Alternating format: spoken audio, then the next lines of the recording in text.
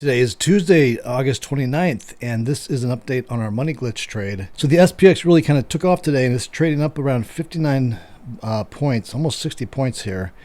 And here's our current trade.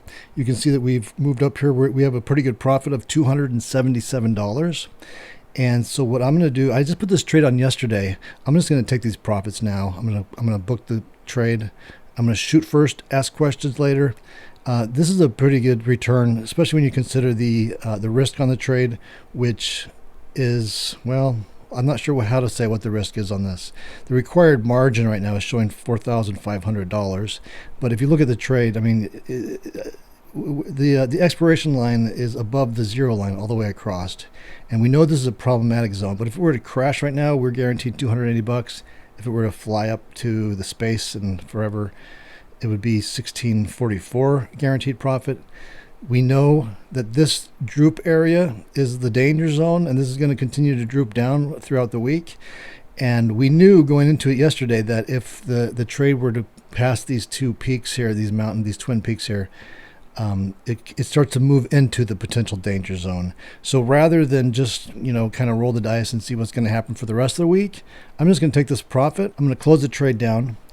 And but I'll continue to monitor. I'll model out this trade. This is a live money trade, but I'll continue to I'll model out this trade, and we'll continue to monitor it day by day to see what would happen if we had just stayed in the position, so we can get kind of an idea of like how all this will work going into Friday.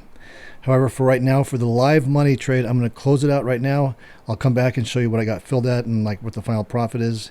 And then I'll just model up this risk graph, and we'll take it through the rest of the week as like a fake paper trade, just sort of an example trade to see how this risk graph behaves going into Friday.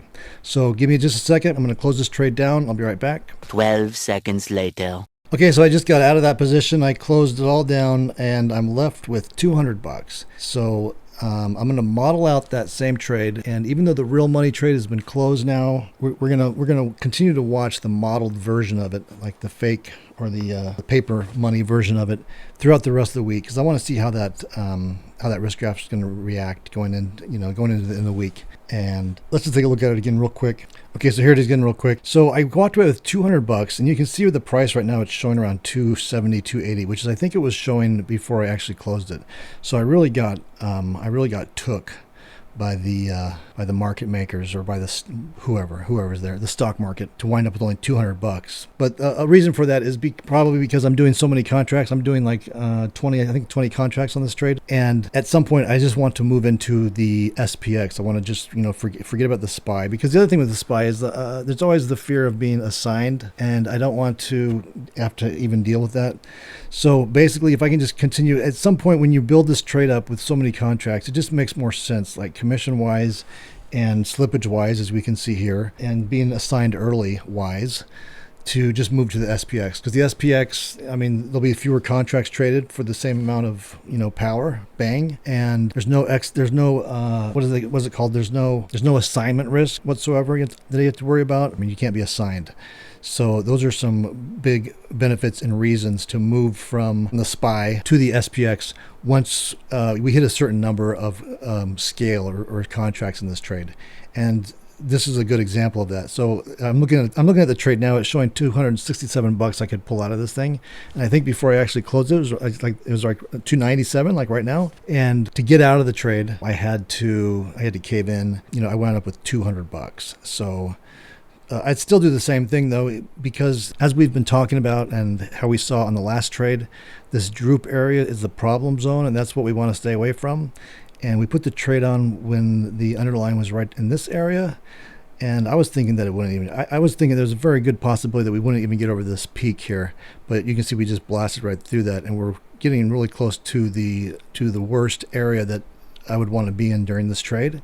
So having made $200 in just one day, this trade was placed yesterday, I'll take it. So again, the real live money position I just closed down. That's out. We're out of that trade, but I'm going to continue to monitor this throughout the rest of the week, going each day, just to see how this thing reacts and moves and transforms day by day into expiration day, which is again this Friday. All right, that's it for today. To follow along with me on this trade and a bunch of other trades that I'm doing like this, be sure to subscribe to my YouTube channel. Just click on the subscribe button below, and you can also join me on my website. I'll leave a link in the description, and I'll see you tomorrow.